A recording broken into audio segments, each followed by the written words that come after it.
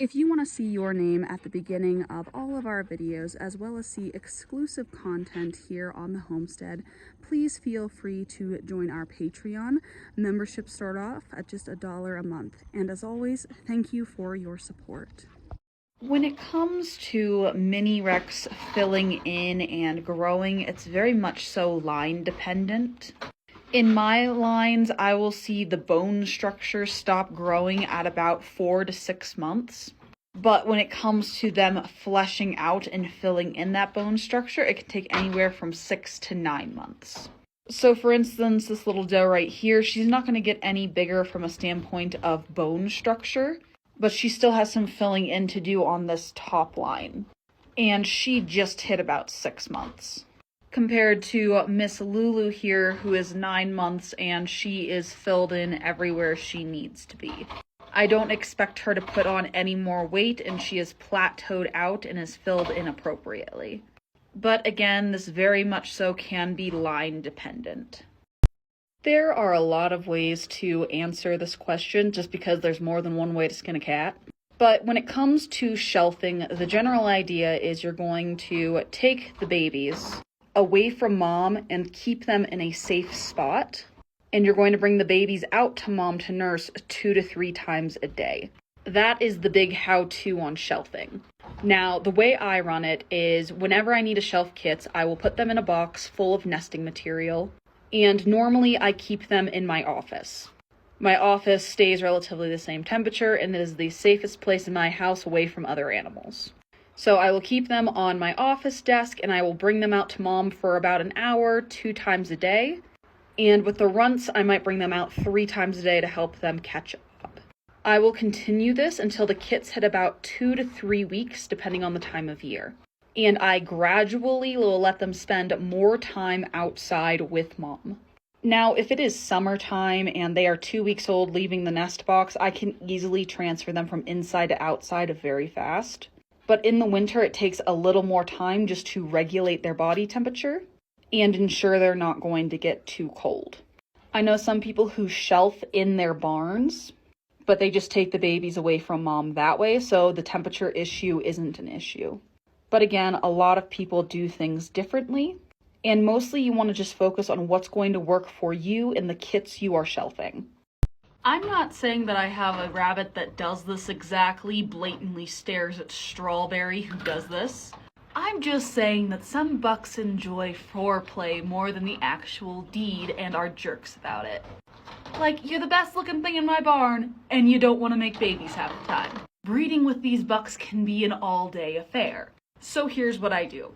I will take the buck, and I will put him in the doe's cage, and I will take the doe and put her in the buck's cage. I will leave them there overnight. Then in the morning I will take the doe on a car ride so she can harass him more about it. Bring her more in the mood. And before I breed them, I feed this guy because he is food obsessed.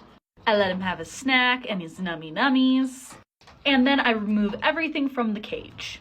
And I put him and the doe together. And most of the time, I throw him on top of her to jumpstart everything. I don't give him time to think about the foreplay. We're just gonna go in and do it. And then I let him do his thing, and as soon as he's uninterested, I remove the doe, wait for about 10 to 15 minutes, and throw her back in with him again. My goal is just to get 3 fall-offs, and I'll just call it successful at that point. Mr. Man makes beautiful babies, but it's some hard work sometimes. But that's just kind of how it works for him. I have to keep him focused. My other bucks breed without a problem. It's their favorite thing, but he's just too much of a cuddlebug.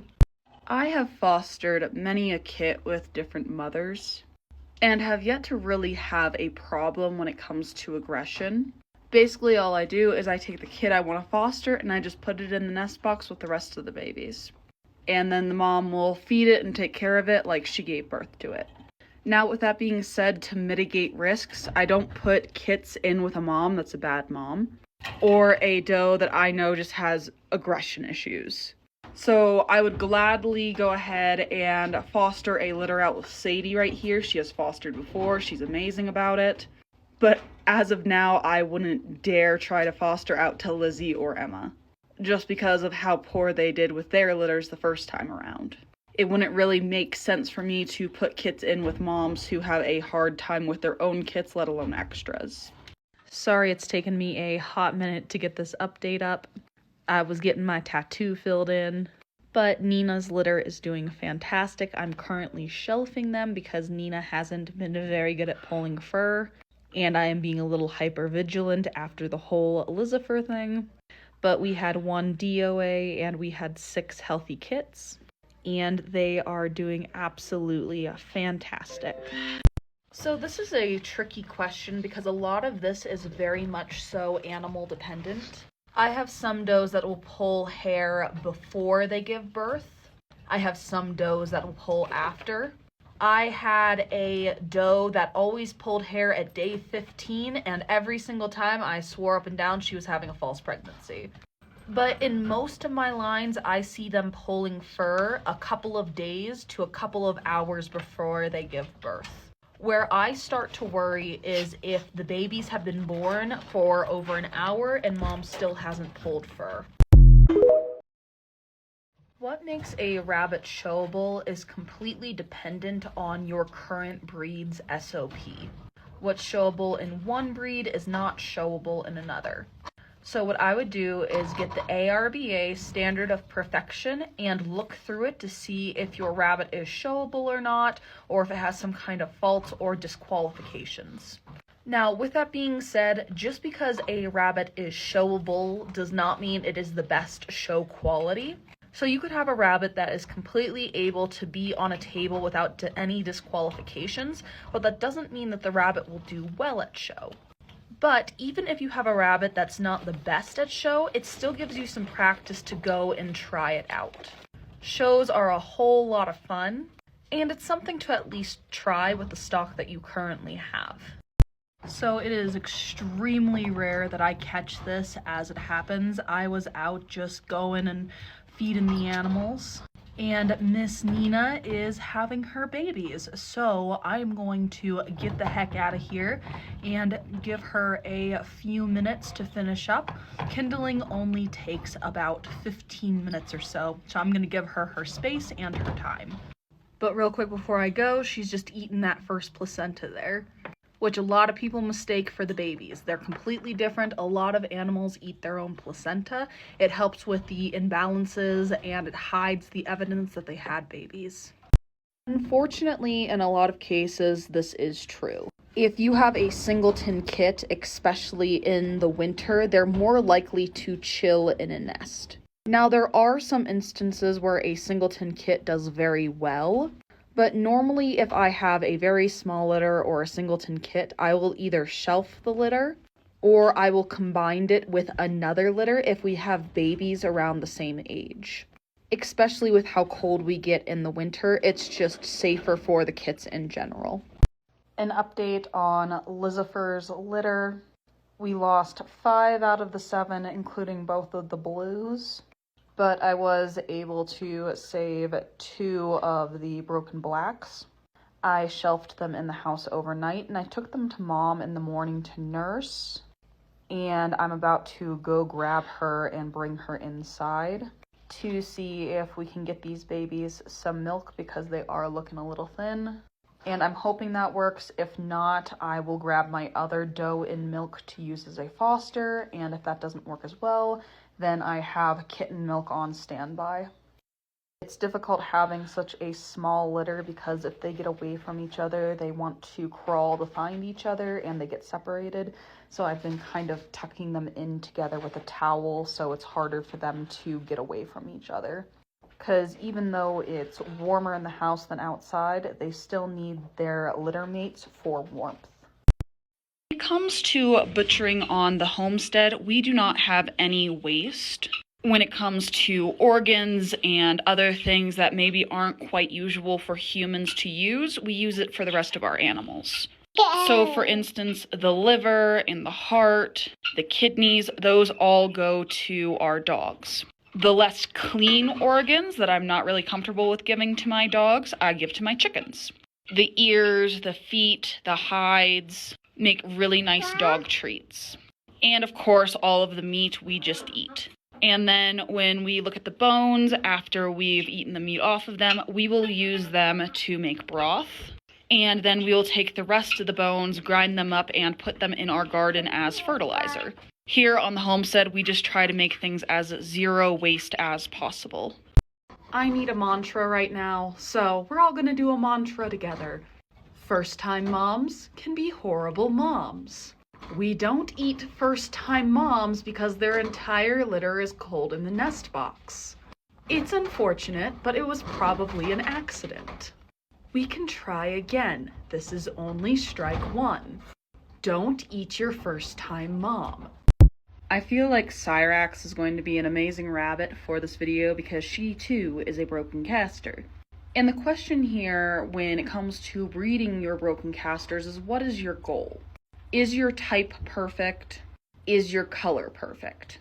If both of those things are true and you want more broken casters, I would breed to a solid caster. Because once you have everything down, caster to caster is the best way to go. Continuing on with your caster idea, do you have a caster that maybe you don't like a certain color aspect of them?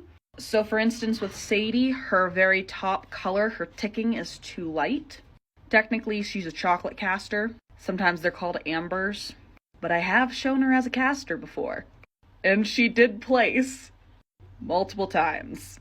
But I digress. I bred her to a broken black, which is how I got Cyrax with better coloration on the top. Now let's say you're breeding casters and you don't want casters. Does it breed true, or does it have a specific genotype you're looking for under its phenotype? So is there a gene that's recessive that is hiding underneath its physical attributes? If you want to get a specific recessive color out of your casters, I would highly suggest breeding either another carrier to it or the color that you want to your animal. Now, if your rabbit breeds true as a caster, you'll have to introduce the genes that you want and then take the babies from that pairing and rebreed it to the color that you want. It's a lot of extra steps, but it is how I got my lynx, which totally worth it for this beautiful color. But that's just kind of looking at color in general. Now, if you're looking at improving type and wanting to keep casters, I highly suggest having a really nice typed black, because black rabbits in general, especially with mini rex, are much more progressed through their type. A lot of people breed black mini rex, meaning that there has been more time to perfect the fur, and it's really easy to find a good black rabbit. And because a black rabbit is a self rabbit, if you would want to breed it to a caster to get a caster color, that would be extremely easy. That's one of the biggest reasons I use Strawberry when it comes to breeding into my other lines for improvement. He's a gorgeous broken black with really nice type, an absolutely outstanding fur, which helps to improve lines like my casters and my lynx that don't have the development so far that I'm looking for. But eventually I'll get to the point where I will breed the same colors together. So caster to caster, lynx to lynx. The reason I care so much about how my rabbits look is a show thing, but it's more than that. I want every single rabbit that I have to meet the standard of perfection. I want them to be as perfect as possible because they're taking up a cage space. And it costs just as much to feed a perfect rabbit as an imperfect rabbit. And all the rabbits that I have can be used to genetically enhance my lines. So the closer all my rabbits are to the standard of perfection, the more beneficial they are to my program. It also gives me a higher margin of profit if I ever were to sell an animal. Think about it this way. If I breed 2 perfect rabbits together, they have a litter of 10, and 8 are showable, I could potentially sell 8 of that litter as show rabbits. Whereas if I take an imperfect rabbit that's probably outside of the standard of perfection and breed it to a perfect rabbit, and then that litter only has 2 showable rabbits, odds are I'm going to end up keeping one of those babies for myself to improve my lines later down the road. But that only means I can sell 1 as a showable rabbit. And though the rest would go into the freezer, of course, that limits what I can do to offset my feed costs. One of the best things one of my mentors ever drilled into my head was what I said earlier of it costs just as much to feed a perfect rabbit as it does an imperfect one. And that's really great advice when you don't have 200 cages and you are a small operation. I'm not calling animal health activism propaganda. I'm calling their sources propaganda. Because there's nothing wrong with being an activist for the appropriate care of an animal. But when spreading around information that is inherently untrue and false and quoting it as a system that can't even show you appropriate sources, it's based on propaganda. So for instance, when somebody quotes that a rabbit can't be kept on wire, and they quote the ASPCA or the RSPCA, and they say this site, this page, this is where they say you can't keep rabbits on wire because it will cause sore hocks. And then the RSPCA quotes themselves. Now the problem with them quoting themselves is they're not necessarily experts within their field. And I say not necessarily because most articles on the ARSPCA website or the ASPCA website do not have an author. So we can't say whether or not the writer of the article is an expert. And when they are quoting themselves or the website without an author, or they're not quoting a source at all, that does not relate to an accurate fact. That's like me saying, hey, this wire is fine for rabbits to be on because I said so. Instead, what I say is, appropriate wire is okay for rabbits' feet as long as they are genetically compatible for it. Because sore hocks is a mostly genetic/environmental issue. Genetic in that if they are on wire and they have proper feet coating, they don't get sore hocks. Environmental in as long as the wire is clean and dry, it won't be an issue. As long as it's the right materials in the right spacing with the correct gauge. And then I will quote one of my hundreds of studies out of Ohio State University, Michigan State University, Maine University, Texas AMU, Florida State. I have a few new ones from Egypt, Italy, and China. Also one out of the UK, which is interesting. But I digress. It's understandable that these people want the best for an animal.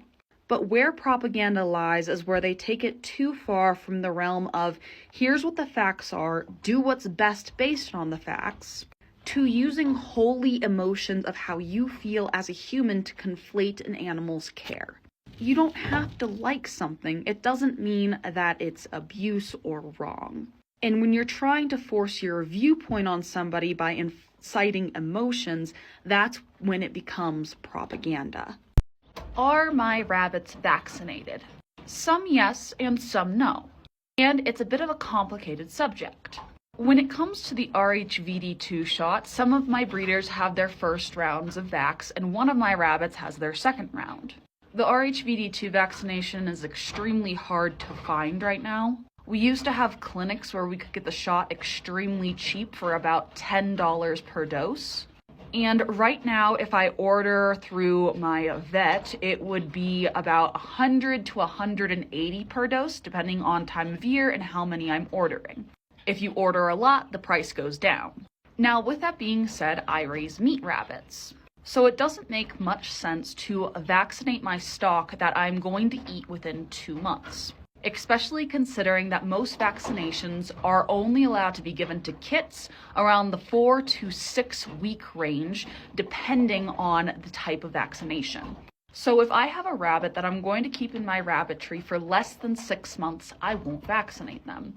But if I have a rabbit I know will be around for more than 6 months that I am taking to show and might come in contact with the virus, then I look at getting them vaccinated on my yearly rotation. And with that being said, when it comes to the RHVD2 vaccination, it is recommended that after the vaccination, you do not eat your animals for 21 to 31 days, again, depending on the brand. But what about other vaccinations for EC and sniffles? Again, my rabbits are meat rabbits. And a lot of these vaccinations are either not FDA approved for rabbits that are going to be eaten, or they have a time limit in which you have to wait before you can eat the rabbit after vaccination. And then there's also percentages. A lot of times these vaccinations aren't worth getting because the risk outweighs the reward in the preventability of the virus. So for instance, snuffles. If I have a rabbit that is sneezing or presents white mucus, I am automatically going to hard cull it because these aren't pets, these are livestock. And it is more beneficial and easier to control snuffles through hard culling than it is the vaccine. With that being said, if I were an FDA regulated meat supplier, a lot of times I couldn't give those vaccines at all. But yeah, in short, we vaccinate for RHVD2 if a breeder is going to be around for a while, but that's about it. My top book when it comes to the very beginning nitty-gritty of learning how to raise rabbits will probably always be the ARBA's Guide to Raising Better Rabbits and Cavies. It's not very long, it's super short scriptive, but it just covers everything in a nutshell. It's full of some great information and is a great start. Other sources, if you're looking for free, Michigan State University has this thing called Rabbit Tracks. It's a part of their extension program for 4-H. And they just have hundreds and hundreds and hundreds of sources of how to raise meat rabbits. And it ranges everywhere from the most basic down to the most nitty-gritty. And they have a bunch of their studies cited as well. The website's also super easy to navigate. So again, just look up Michigan State University, How to Raise Meat Rabbit Guide. And then Ohio State University and then also Texas AMU have similar programs as well. If you're interested in the Tamuk or heat-resistant rabbits, I would go with Texas AMU because they were the start of that study and they have some great information. And again, the college sources I just cited are absolutely free and will keep you reading for a very long time. Another point that we look at when it comes to barn management is waste disposal. And something you should think about when raising rabbits, especially in an enclosed system like a barn, is that your barn should not stink. If your barn or rabbit area does stink, start thinking of a few solutions. Are you not cleaning your pans often enough, or are you not digging out underneath your cages enough? I dump pans normally around once a week, but I rotate different sides of the barn. So I might clean the top left one day, and then the middle left another day, and then the bottom left the next day, and then move on to my kit cages, and then the next day work on my buck cages. So I dump about 3 to 4 pans a day, but all of my pans are rotated. Is the smell coming from wet corners? Do you have rabbits or bucks that are peeing and spraying in certain areas that they maybe shouldn't be and you can't properly air out?